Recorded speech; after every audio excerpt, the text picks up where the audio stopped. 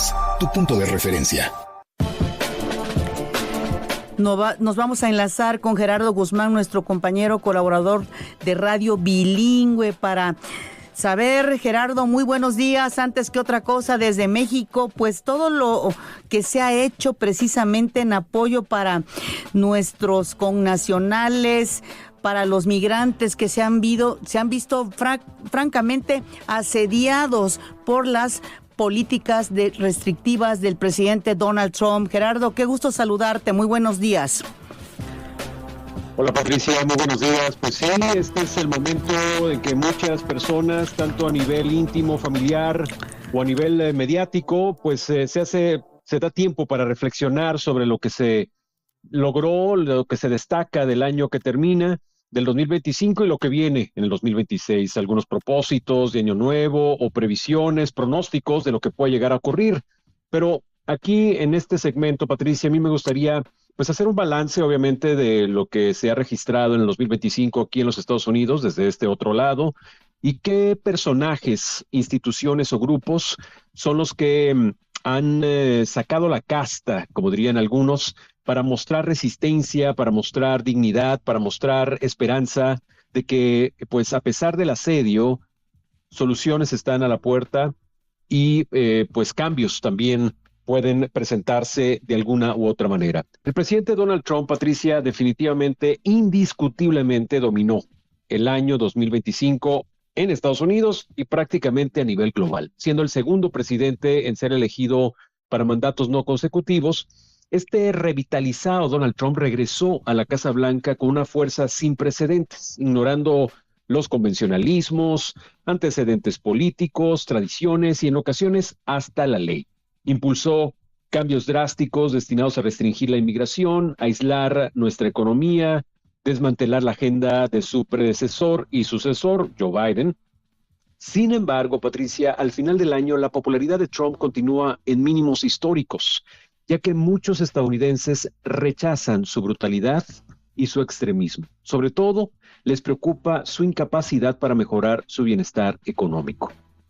Y es que hay que recordar que también Donald Trump, eludiendo al Congreso, optó por reformar al gobierno federal, principalmente mediante la emisión de órdenes ejecutivas a un ritmo vertiginoso. Dedicó parte de su primer día en el cargo, en este 2025, a firmar 26 decretos y hasta el 18 de diciembre, al que tenemos acceso de información, emitió un total de 225 órdenes ejecutivas, más de lo que emitió en todo su primer mandato y casi 3 veces más que cualquier otro mandatario en su primer año de gobierno en más de 40 años. Algunos de estos decretos pusieron a prueba y quizá incluso superaron los límites del poder ejecutivo. Por ejemplo, lo que pretende hacer el presidente Trump al decretar el fin de la ciudadanía por nacimiento, un principio que al menos hasta ahora se había considerado un derecho constitucional. Pero pese a todas estas acciones, Patricia, y pese a situaciones dramáticas con esta promesa de deportaciones masivas, arrestos, saltándose todo el debido proceso, pese a ello, yo me centraría en, lejos de destacar y hacer un recuento de toda esta serie de operativos, toda esta serie de políticas contra la población migrante, contra la población latina, me quedo con dos personajes que son muestra de la resistencia, muestra del valor y que a veces de manera involuntaria se convierten en símbolos de la posibilidad de que con dignidad un cambio es posible.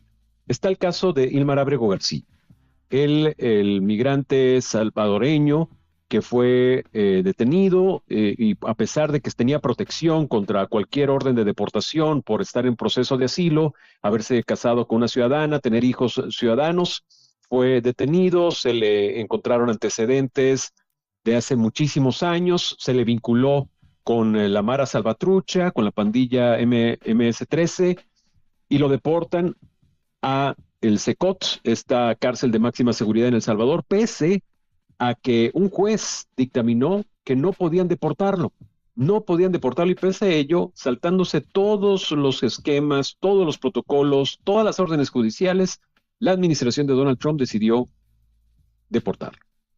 ¿Qué pasa ahí? inicia todo un proceso de lucha, un proceso de representación, un proceso de resistencia a la que se sumaron no solamente organizaciones, sino también representantes políticos, como son congresistas, senadores, que hasta viajaron a El Salvador para tener contacto con él, esperaron a las afueras del Secot. El presidente Nayib Bukele, pues en dado momento cedió a que hubiese este encuentro, al cual sirvió incluso de burla en una cafetería. Y pues a partir de toda esta lucha, lejos de ayudarle a Abrego García a acelerar su proceso de regreso a los Estados Unidos, la administración de Donald Trump lo consideró como una afrenta. Y es ahí donde se prolonga el proceso y se pone más dramático y estresante ese proceso de regreso a casa.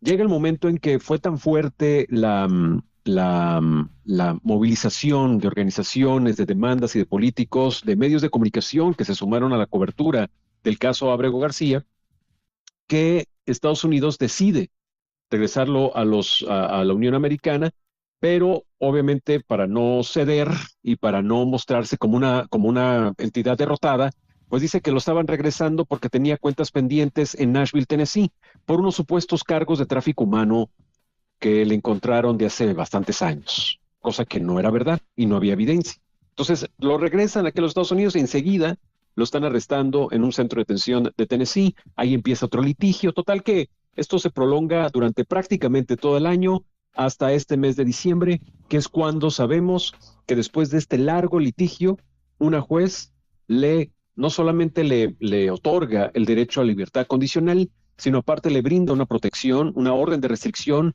para que quede completamente blindado de cualquier arresto vinculado a su estatus migratorio o cualquier otro cargo que se le pueda añadir. De tal manera que Abrego García logró pasar las Navidades, logrará pasar el fin de año con su familia. Y después de una audiencia que hubo la semana pasada, el viernes 26 de diciembre, donde también estaba en peligro de que otra vez lo volvieran a arrestar, le ratificaron la orden de protección, la orden de que no lo pueden arrestar. Así que hasta la próxima audiencia, que será durante las primeras semanas de enero, es que Abrego García continuará en libertad en su casa, con su familia, en Maryland, y esto es un verdadero triunfo. Él realmente, como lo ha dicho, yo no tenía ninguna intención de convertirme en un símbolo de resistencia, Patricia, pero lo he llegado a hacer porque he contado con todo este apoyo comunitario, entre esas organizaciones, CASA, que son las organizaciones más importantes que representan a los migrantes en el Distrito de Columbia, en Washington y en Maryland, pero también el hecho de tener apoyo de políticos, de medios de comunicación y de otros líderes comunitarios. Ese soporte hizo que Abrego García tuviese esa posibilidad de resistir y de ahora estar en libertad. Impresionante, sin duda. El personaje que pues también hemos dado seguimiento y obviamente es una muestra del valor de la resistencia y de no bajar las manos, es Janet Vizguerra, la líder comunitaria de origen mexicano que inmigró desde 1997 y desde entonces ha estado enfrentando constantes peligros, asedios de poder ser deportada. Ella, también de manera involuntaria, inició el movimiento Santuario cuando fue detenida en la primera tenía una orden de deportación, en la primera administración de Donald Trump, y fue cuando se refugia en Iglesias, y es ahí cuando ella, de manera involuntaria, inicia lo que se conocerá después como el movimiento Santuario, porque en Iglesias te sentías más protegido y pues existía esa política no escrita de que la iglesia era un lugar sensible y por lo tanto no podía intervenir las agencias migratorias. Y por eso ella se refugió durante bastantes años, durante la administración de Donald Trump, en estas iglesias y no pudo ser detenida. Lejos de solamente asegurar su estadía en los Estados Unidos y la de su familia, ella inició este movimiento que pues llegó a tal grado de que este mismo año fue nominada y premiada con el galardón Robert F. Kennedy a los derechos humanos. Entonces, este mismo año. ¿Y qué pasa? Entra de nuevo Donald Trump y a pesar de que ella estaba protegida porque durante la administración de Joe Biden le dieron oportunidad de buscar la residencia y regularizar su estatus, al estar fuera de su trabajo en en una tienda departamental que se llama Target, en Denver, Colorado, la vuelven a arrestar. 9 meses detenida, Patricia. 9 meses detenida, pero lejos de doblegarse, de bajar las manos, de aceptar las ofertas de deportación, ella siguió la lucha desde el centro de detención allá en Colorado, dando entrevistas, hubo manifestaciones, peticiones, firmas, etcétera, y ahora Janet está en libertad, con su familia, pasando las Navidades y el fin de año con su familia, en libertad condicional. Todavía no se arregla su situación y todavía sigue vigente su orden de deportación, pero ahora todo el proceso lo vivirá en libertad Janet Vizquerra, y pues vemos cómo se repite lo mismo con Ábrego García, con Janet Vizquerra. La administración sintió que Janet Vizquerra pues resistió a los embates en la primera administración de Donald Trump y lo hizo quedar mal durante su primera administración al no poderla arrestar por refugiarse en iglesias, y ahora viene como una especie de revanchismo buscándola detener en la primera oportunidad que tuvo a las afueras de su trabajo. Ahora ella está en libertad y ella representa, como Ábrego García y muchos otros, un símbolo de la resistencia, un símbolo de que de alguna u otra manera existen todavía derechos en este país.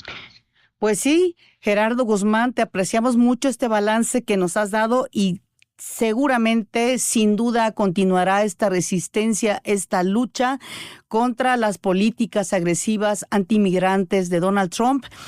Pero la pregunta que muchos y muchas nos hacemos es, sí, ya ha bajado la popularidad del señor Trump, pero ¿quién para a Trump?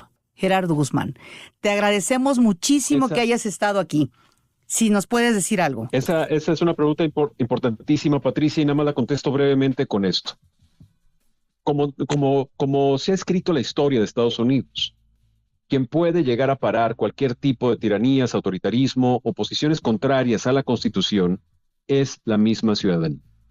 Y aunque todavía sí hay mucha crítica de que no existe una sociedad civil organizada del todo y totalmente cohesionada aquí en los Estados Unidos, estos personajes y la manera en cómo lograron enfrentar a la presidencia son muestras de que puede existir un renacimiento, como le están llamando, a la sociedad civil, un renacimiento de la sociedad civil organizada en los Estados Unidos, que es lo que se necesita, y con eso se abre una oportunidad de esperanza para los próximos 3 años. Y una pieza clave serán las elecciones de medio término, que serán en noviembre del 2026, y ahí también estará como un punto de evaluación crucial para poder frenar los embates de esta administración.